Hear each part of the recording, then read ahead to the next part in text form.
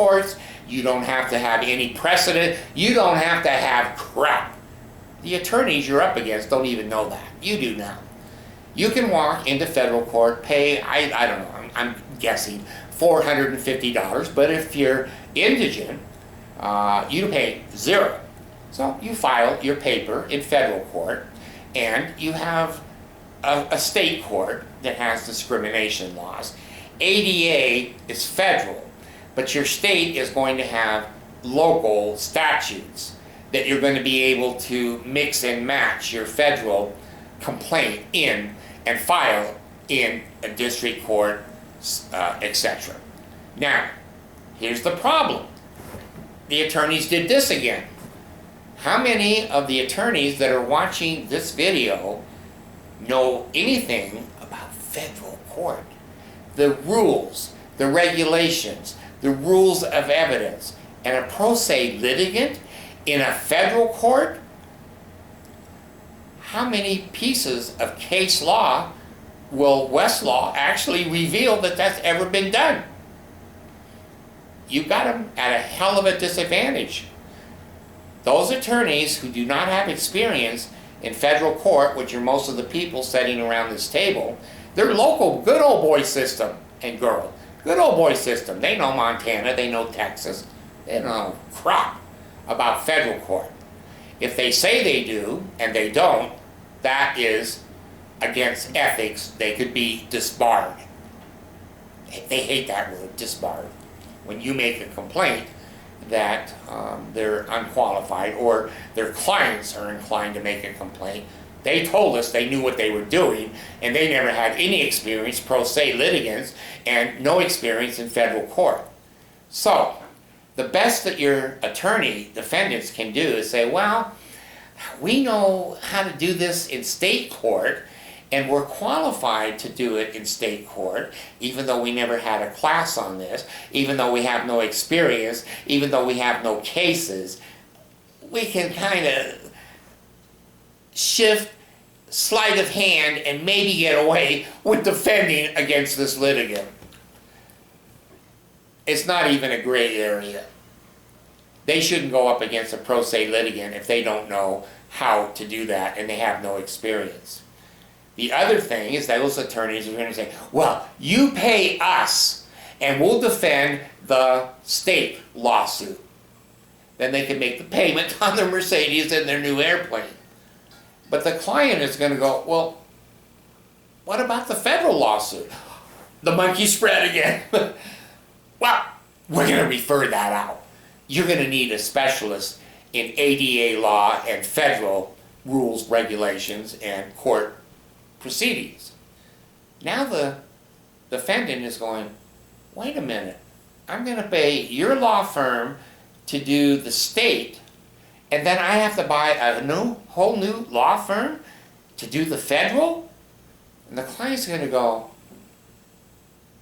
what's wrong with this picture? How much does she want?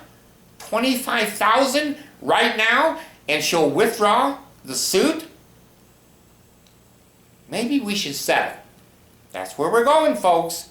That's where we're going. We don't really want to go to court if we don't have to.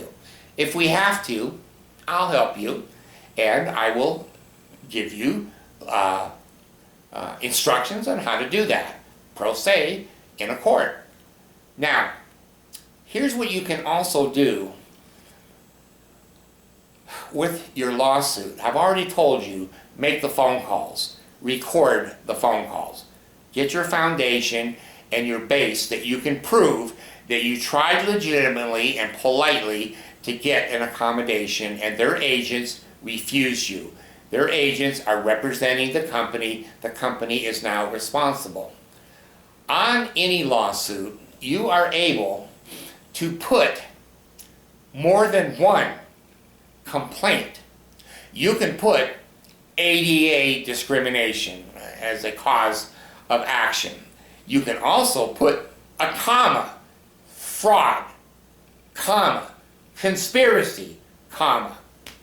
When the attorneys see that crap, they're going to go, oh my God, I don't have any experience in 3 of those areas. You got them by the short hairs. I hate to tell you, attorneys, this is going to work. You're going to go to a settlement. You don't want to get into this mess and get ethics violations and bar complaints and maybe being disbarred because you really don't know what the hell you're doing. Now, on the complaints that I will teach you to compose and write, there is a legal term on the front of a complaint, usually the front, that says does. Does are people that you're suing, but you don't know their names yet. You're going to add those later on with amending the complaint. Now you always start at 1.5 million, and the does, you always start 1 through 50. Don't go 1 through 10. Attorneys, again, they're the good old boys. There's only so many does that you should put on. You have a right to put on 50. Now, when you talk to the law firm and they say, well, you're going to present your recordings to the jury. You say, yeah, that's basically my whole case. Oh. And he said, oh, by the way, I did get the names of each one of those people that I talked to that were your agents and were representing your policies and your procedures of discrimination. And I've listed on my lawsuit does 1 through 50. I will be putting their names as does. You're going to get more than the monkey spread. 4 attorneys just fell off their chair. 6 of them have run out the damn door.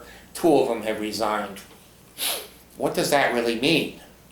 Now that means that these attorneys in this room and these management people here have got their employees sued as individuals, not as part of the corporation, as individuals. What does that mean?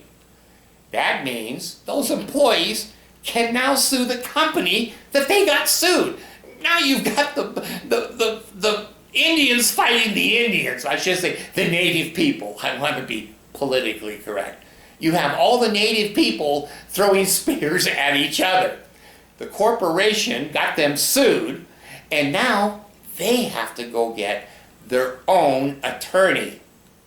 Who's going to pay for that? Now your attorneys are going to say, well, he's not exactly right there. The corporation could indemnify the employees, which means the corporation will protect the employees and bring them under the umbrella of defending the entire lawsuit. But if the employees see this video, the attorneys are not going to say to them what I'm saying. If you're sued as a doe, yeah, it might be cheaper to let the corporation defend you. But if the corporation was that smart, how are you getting sued? You may want to get your own attorney and your own law firm to get the hell away from this nightmare. This nightmare.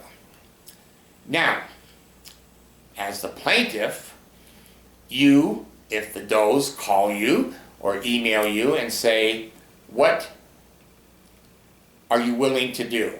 They want to negotiate. They get their name off that damn state and federal lawsuit. Their attorney is going to say to them, not the corporate attorneys, because they're going to just try to cover their ass. They don't care the does asses at all. Those are just simpleton people that are peasants. You now have a negotiating position with each one of those does. You might say, well, did you have any training in ADA? No. Did you have any seminars or educational, or when you were introduced to the company, training on how to handle ADA complaints or handicapped people? No. Well, would you be willing to write a letter of affidavit under the penalty of perjury, just saying what we talked about? You had no training. You had no knowledge. And basically, I'm going to be a nice guy. I'm going to take you off the dough list if you're willing to tell the truth that this corporation threw you under the bus. A very powerful, manipulated part of a lawsuit. You've got the does fighting the corporation. You've got the attorneys going, we can handle this, but we can't handle the federal, or he doesn't know what he's doing. I think we can beat this guy, but it's going to cost you $2,000 or $2 million. And the corporation is going to go, oh my God, this is, I want to use a certain term that I used to learn in construction, but I'm not going to, because this is going to be seen by juries. It's going to be seen by law firms and corporate executives. But basically, you have opened and given a can of worms to a major company or corporation. They now have to sort out the worms and how to get out of the problems they created. Remember, you didn't create this. You didn't chop your legs off and go, well, I want to be disabled. I'm chopping my legs off so I can get a bank account. No jury or normal human being in the world is going to believe that kind of a charge against you. So they have to untangle this mess. And believe me, they can't. I've said on my website, and you can go there and get a little more information. I'm also now on Facebook. I'm on Instagram and Twitter. I'll be on tomorrow if you want more information. But this is a mess for any law firm. You are playing offense. I said in my website, we love to go to hangings, hanging people, death. We love to go to hangings, but we never bring a rope. The defendants always bring their own rope. Now, you're going to learn, again from me, that the quickest and best way to totally destroy a company in a lawsuit is to get their policies and their procedures of what they think, the training, and what they did to train their employees. Every company is going to say verbally, oh, we don't discriminate. We don't discriminate. You need to get their policies and procedures. And when you see them, and there's no training, and you see in their procedures, there's no grievance policy, there's no way for a reasonable, when you see their written policies, and when you can prove with their policies that they broke their own policies, it's fatal in a lawsuit. It is absolutely fatal. They have hung themselves and they have brought the rope to a public hanging. And we often say on my website too, your opponents, defendants, will hang on our every word. Little play on words. So, this is introduction number 2. I've given you a lot of specific information. I know it can be overwhelming, but the more you learn, the stronger you're going to be able to present your own case. And by using my videos, and by using the information from introduction 1 and 2, and I will put up more as time permits me to here in the next week or two, when the law firms see this video and introduction number 1, they know what they're up against. In the law, we love in the law to hide behind anything that we can hide behind. We don't want the opponent to know anything about us. Because we lie, we cheat, and we steal, and we have skeletons in the closet. I am very transparent. I don't mind if somebody sues me. I could care less. I could care less. You should be in a position that you should care less. You have nothing to lose and everything to gain. They have everything to lose and nothing to gain. If they want to be on public media, they want to be in the newspapers, they want to have a radio program, TV program, come out and interview you in your home, and you have no legs, and I will teach you how to speak to the press, what to say, what not to say, what to expect, what not to expect. You have a million things on your side. Now today, I went into AI chatbot, and I gave her the information about a pro se litigant. And I put in all the details I'm giving you tonight. You have endless resources, you're handicapped, you're under ADA law, you're pro se, you don't have to follow legal ethics. You're not going to break the law, but you don't have to follow legal ethics. And that basically the judges and juries tend to favor a disabled person defending themselves. I had a phone call, and again, I'm going to name names. My videos will have all kinds of names on them from now on.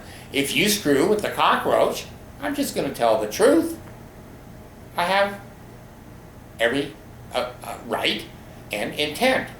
I had the law firm from Mountain America. I'm not going to mention Jonathan's name, the attorney that called me, and he said to me, you know, I wanted Mountain America to have me be able to take credit cards over my bank account and deposit them in my account from my business, what I'm doing here with you. Their mercantile division couldn't do that. You have to see. If you're blind, you can't use their system. It's a third-party system. I said to Jonathan, that's against the law. I have to be able to access your systems being blind. Now, here's what you're going to get. And I'm going to help you be able to respond to bullshit. Jonathan is going to see this because I've already given him an email. He said, well, Mr. Crossett, ADA is not unlimited. There's undue burden. Okay, never argue. Never argue. Let these people hang themselves. You don't have to hang them. Humans are so stupid, they just line up with a rope and say, where's the ghetto? Next in line. So I listened to Jonathan. I didn't respond because I like to think. Never just respond. The first thing that comes to your mind is always wrong. Emotionally, response is always wrong. You need to sit down and go, think, mix your intelligence and your emotions, and think and carefully choose your words. So, he said he would call me back Monday or Tuesday and give me his decision of either to deny the accommodation and or try to arrange it satisfactory. And he said to me on the phone, well, Mr. Crossett, you know that ADA is not unlimited. There are undue burden defenses. I said, okay.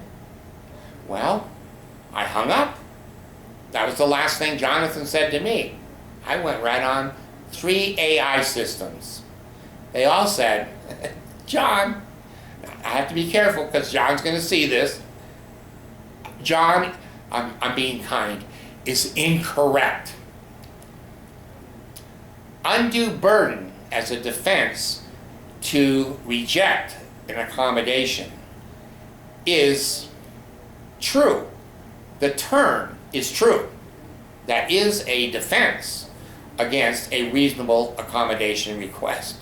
But what Jonathan didn't know, he hadn't read any case law, evidently. That's just my opinion, because what he said does not match case law.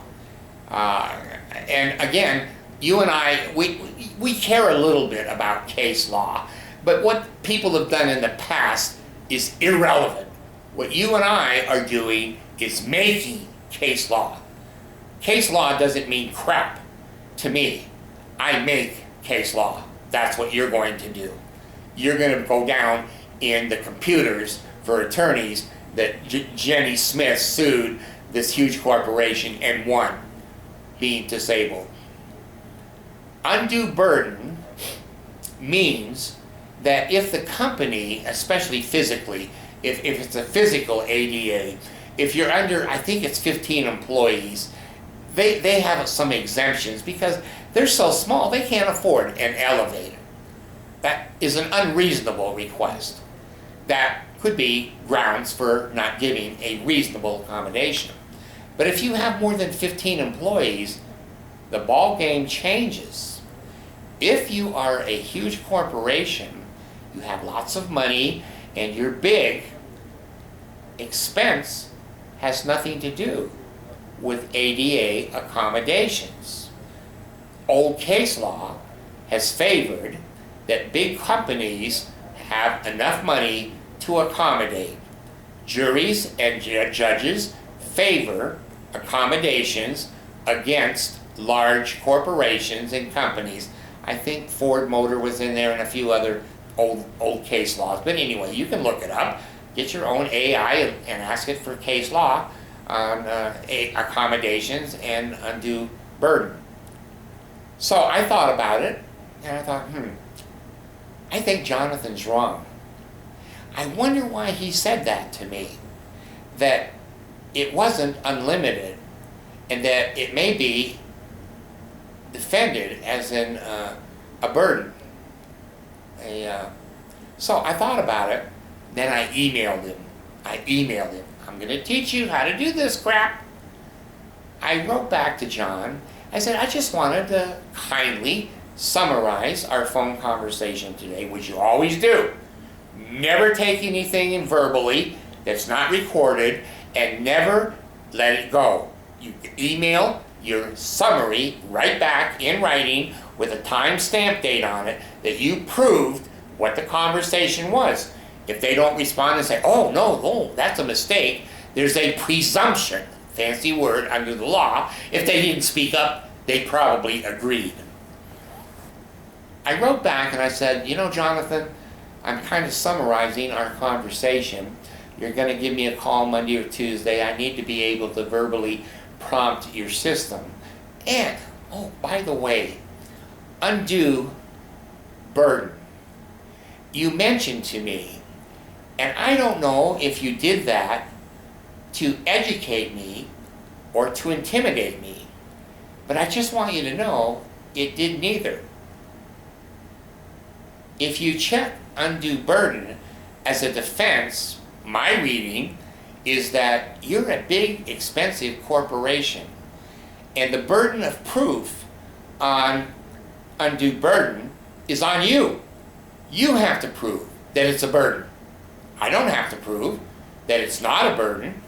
The burden is on you, which there's a presumption. That's a fancy word under the law that it's assumed a certain way. And I just emailed that to him, just to let him know, you don't want to screw with the cockroach. I do my homework. I know what an undue burden is. I read a little case law, and I have found you're incorrect. If you're going to defend this as an undue burden, you're going to cost your company a lot of money, and you really don't know what you're doing. You haven't done your homework. You don't understand ADA law. Is it a blank check? Oh, hell, in special education law and ADA law, I'm not going to say it's a blank check. That's going too far. And, anytime it's all this way or all this way, you're wrong. The truth is always in the middle, negotiated. Is it a blank check, carte blanche? No. But it is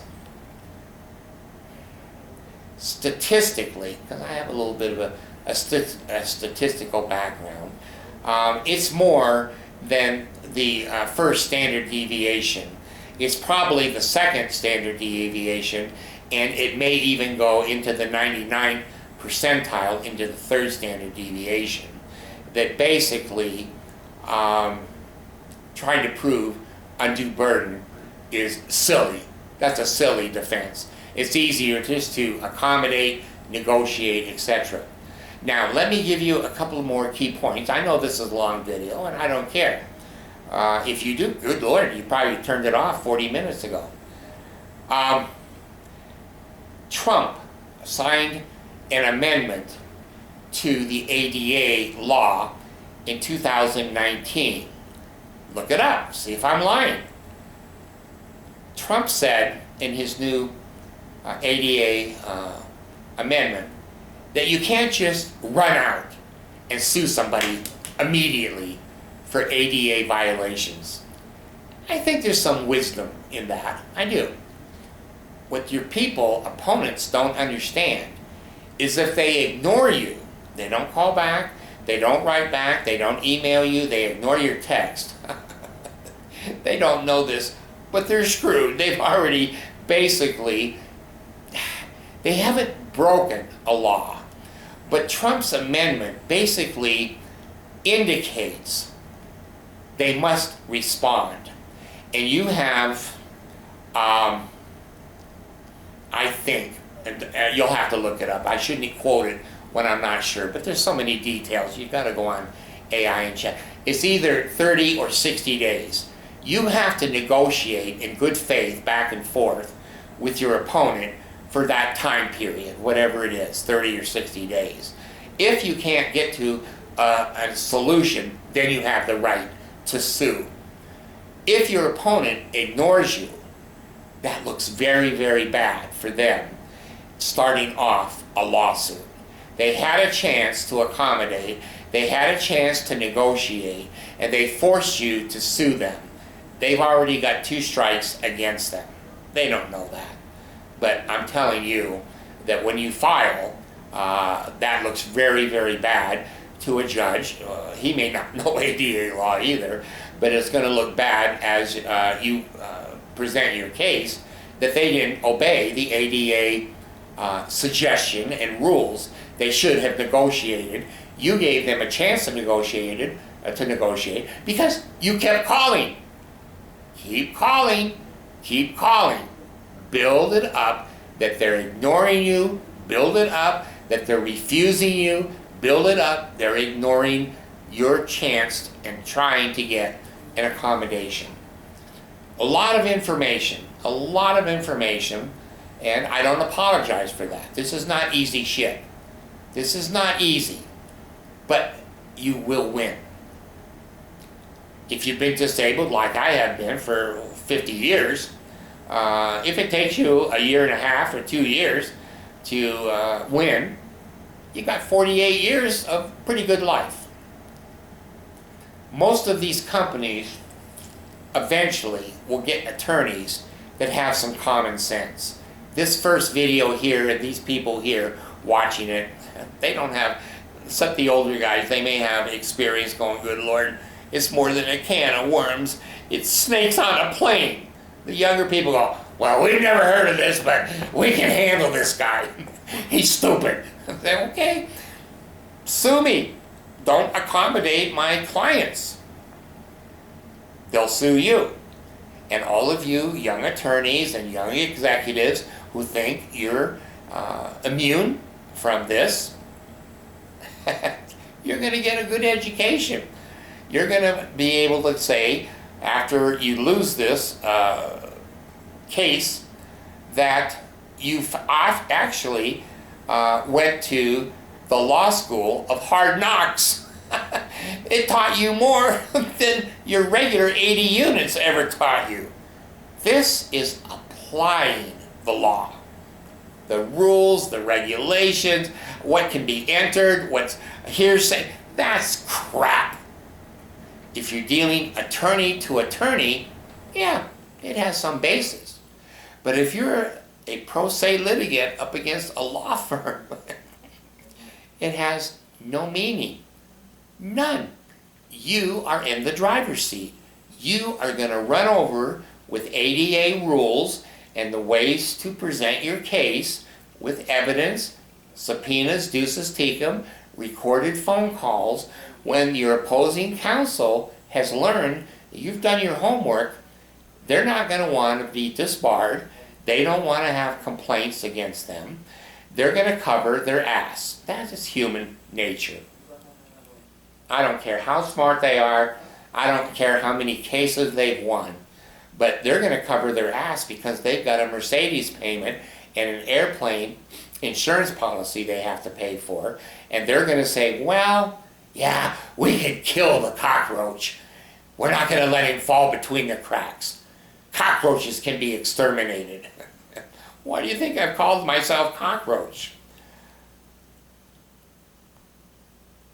They're going to finally bend over and kiss their ass goodbye and tell their clients, you don't want to screw with this guy. It's going to be way too expensive. The publicity, the loss of reputation, and the amount of money we're going to have to charge you to defend against this crap is going to be enormous. Pay the little girl with no legs $25,000, sign a stipulation that you never broke any laws, that basically you're not guilty, and let her get her money back for spending to have to sue us. It's a shame that she had to sue us. We should have known better. So,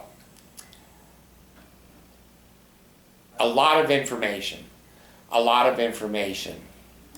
And because attorneys are looking at this and corporation is looking at this, think of this. You have protections. Nobody probably can sue you. You know, you can be. You have an officer that is designated by the corporation to accept service, but they're never available. You don't know what their damn address is. As a plaintiff, trying to find somebody to sue that has authority is almost impossible. I'll give you another hint. They're going to hate this. Here goes the monkey spread again. If you can't serve the corporate headquarters, just go down to Home Depot or Lowe's or whatever company is hassling you and get the name of the clerk at the counter and sue them. When they show that to their law firm, the law firm is going to say, well, that's not good service. That's not good service. We can make a motion that the service was inappropriate. Yeah, they can. But how are they going to say to the judge, we never saw this lawsuit? If they make a motion that the service was incorrect, doesn't that negate that they did get notice of the lawsuit?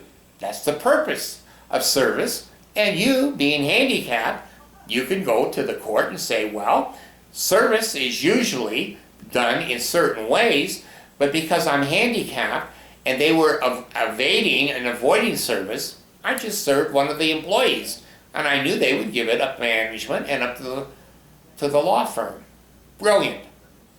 It'll cost them $10,000 to motion that to no service, inappropriate service. So what? You just serve it again, not frivolously, not maliciously, and not harassing. Stay away from those areas because that's against the law.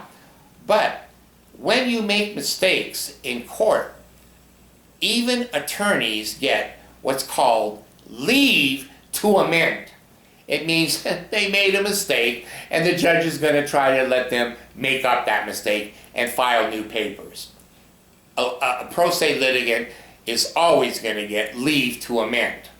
So if you didn't get good service the first time, because you're dealing with the cockroach, I'll show you how to get into a corporate office. Look at this video.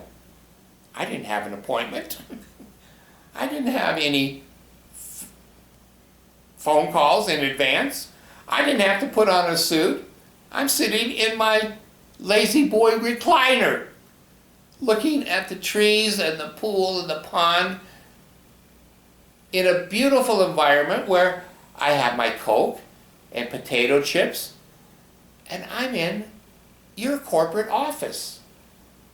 If I am in here that easily, you don't think I can train somebody to serve your corporation appropriately or inappropriately? And boy, you can put a motion down real quick to say that wasn't appropriate service, but the judge is going to say, well, you knew you're being sued, you saw the suit, maybe it wasn't the traditional service.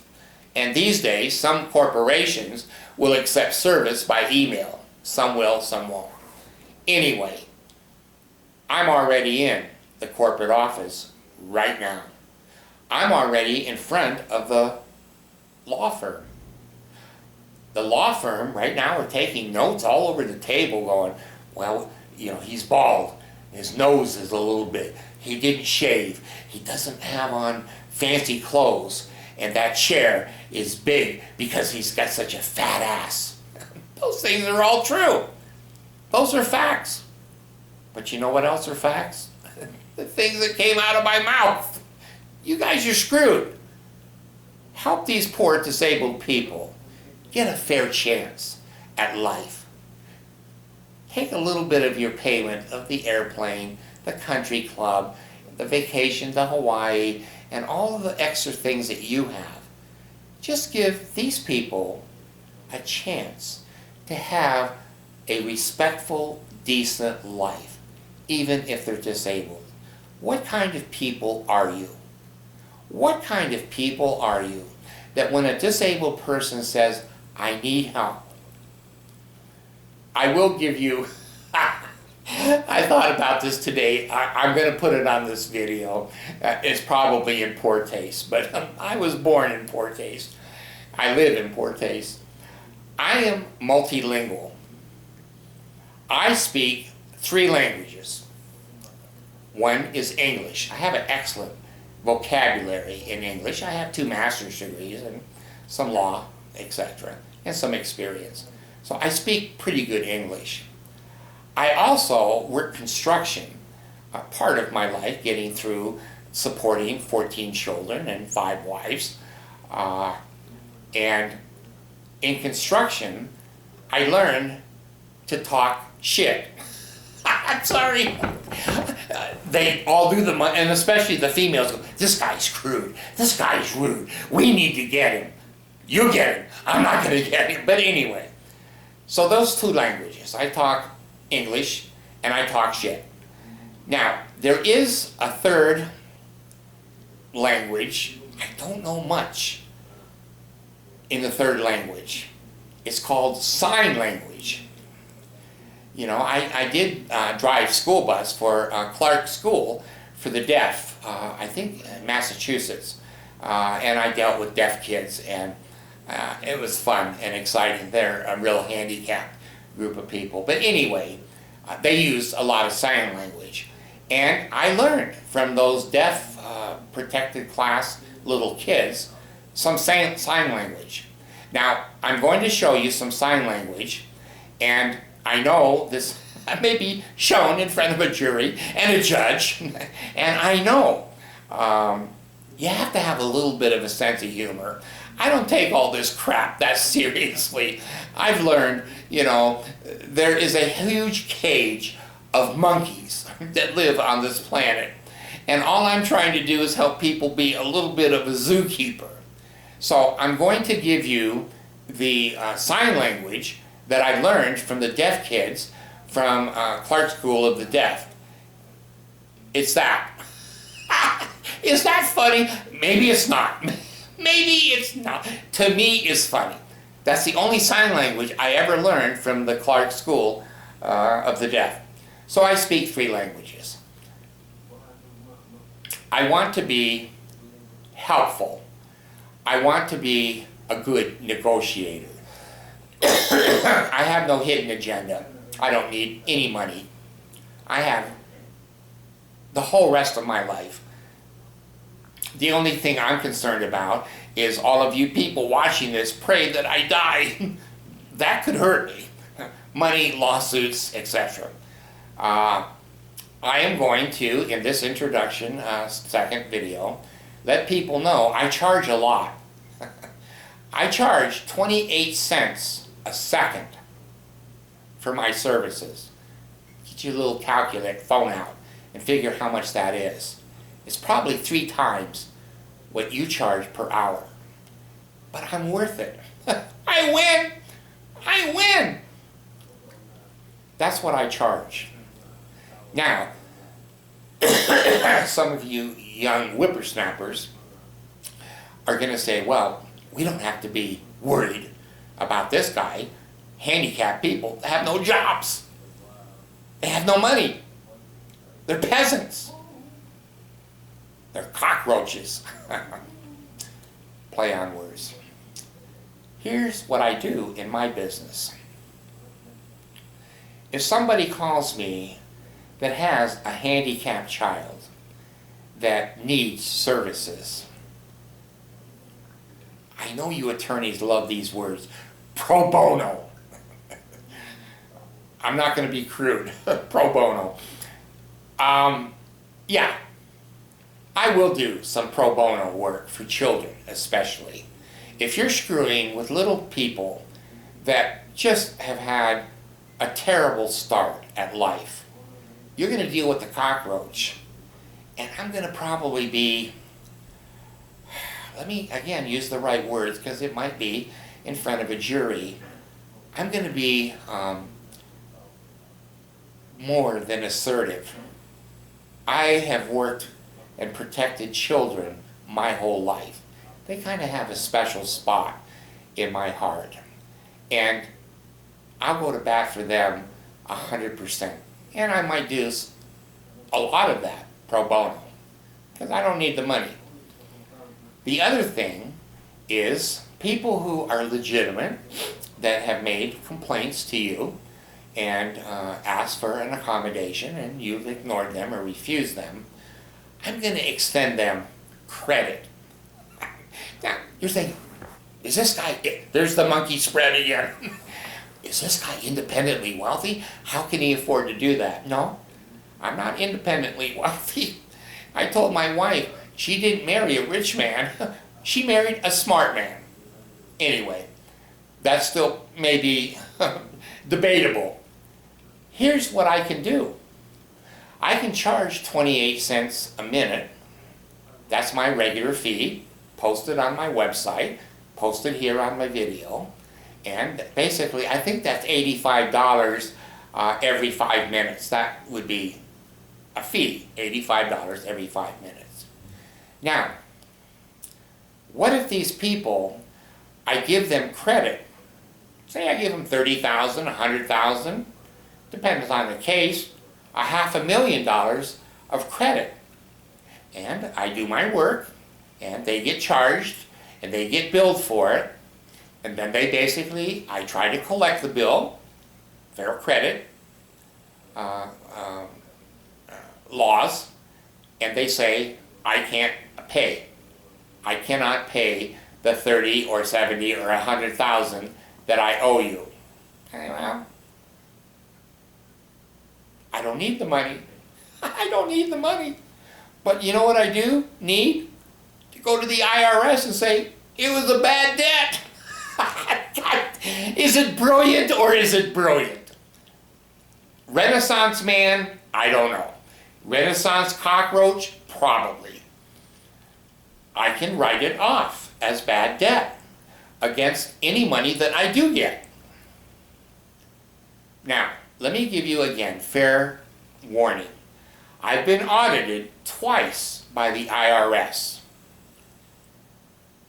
I've been audited once by the Social Security Administration.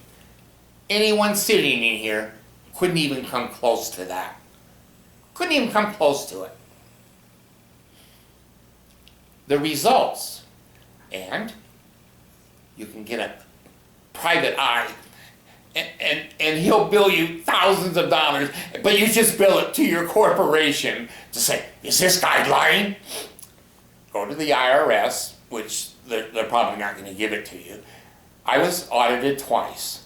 Both times I owed nothing and received personal apologies from the auditors who looked at my records, looked at what I filed, and looked at what I made. So I've been audited twice by the IRS. And I owed nothing and basically got apologies, not in writing, but from the people that audited me, said, you're honest, you owe nothing. I said, okay, thank you. The Social Security Administration, this is a funny one. The Social Security Administration, I claimed my daughter, Genevieve, on my disability income. And they said, you're audited. I said, okay, why? You're too old, and your wife is too old to have a child. Okay. You have an appointment next Monday, and you should be intimidated. You need to come in and explain why you have this fake child on your Social Security disability. I said, okay. So I went to the appointment. I took little Jenny. She must have been, I don't know, maybe 2, maybe, I don't know, 1. And she was all dressed up fancy. And we took her in, me and my wife, to the appointment. And the lady was across this great big huge desk with a glass and a little round circle that I had to speak through like a prisoner, like I was being audited. I didn't have a child. So I brought Jenny in, and I sat Jenny on the counter in front of this big glass and this stupid investigator. And I said, why are we here? Well, you don't have a child. I said, what's this? Well, it's a child. I said, yeah, it's our child. Oh, all right, we're sorry. I said, okay, goodbye. So that was my Social Security disability hearing. It was over. So I do kind of have a long history of dealing with Social Security, with banks, with credit unions, with hospitals, and I've won. Is it because I'm smarter than everybody else? I don't know. I've been called the Renaissance man. I like to be known as maybe the Renaissance cockroach. When I put that in AI and told her to analyze those 2 words, what most human beings are going to think, it was a beautiful analysis. Try it.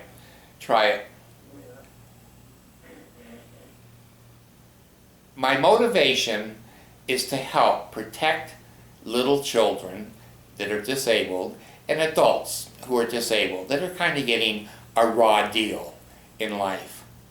If you look on my cockroach disability YouTube, you will see my degrees. I'm not faking. I know you're not going to believe this, and again, I don't care. It doesn't matter to me what you believe. I've lied once in my whole life. I'm a little bit ashamed of that. It wasn't real important.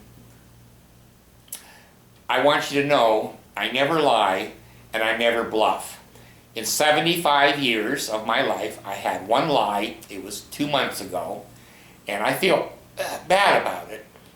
I said in a suit dispute that I had videos. I didn't have them. And after I said that and sat down, I thought, damn, my whole life I've never lied, and I don't know why. My old age or Alzheimer's or dementia, whatever, I said that I had something that I really didn't have. It turned out to be a bluff, and I won. I don't like to win like that, and I promise you I'll never win again like that. I don't lie. I don't cheat. I don't steal. I have no records anywhere, never been arrested, etc., etc. I have been in mental institutions. I'm transparent. Oh, here's the monkey spray. Let's look at the mental institution. Go get them. Go get them. Ventura, California, Holyoke, Massachusetts. I've never been pulled into a mental institution, put in the white whatever, and dragged there. No. I thought I needed some help getting medication straightened around. I made some bad judgments, and I went to some counseling, got some medication, came out, and I've improved. So, as you evaluate me and look into my past and into my life, look at what I've put on my videos. I have right now only 4 or 5 videos. In the next 2 weeks I'll have 20 or 30. But anyway, look at my resume. Not one thing on my resume is exaggerated. They all have addresses. You can call those agencies and say, did he really work there? Did he really have that job? Yeah, I did. It's all true. You can look at my degrees. Does he really have a degree? Yeah, it's right there. He has a photograph of BYU and Northeastern State University. I didn't put my transcripts up from law school and Westfield State College and Springfield College. All that is available, and I don't need to put it up. My world speaks for itself. Another section that I put up on YouTube is my publicity. Do I really know how to manipulate the press? Do I have any success in doing that? If I'm suing somebody, I'm going to get every detail about you. I want to know what I'm up against. Most people aren't that smart. Most of you sitting in this room go, well, you know, he's been in the paper a couple times, big deal. Look at how many times I've been in the paper. Look at why I've been in the paper. And then look that I have had people arrested that invaded a group home that I had. And I was kind. After he got hassled by the police and whatever and was probably going to get jailed, I withdrew my complaint because I thought he'd learned his lesson. And I'm not a vengeful or a mean person. When people try to improve or try to fix their bad judgments, I'm 100% behind it. I'm 100% behind it. So, look at my background, look at my history.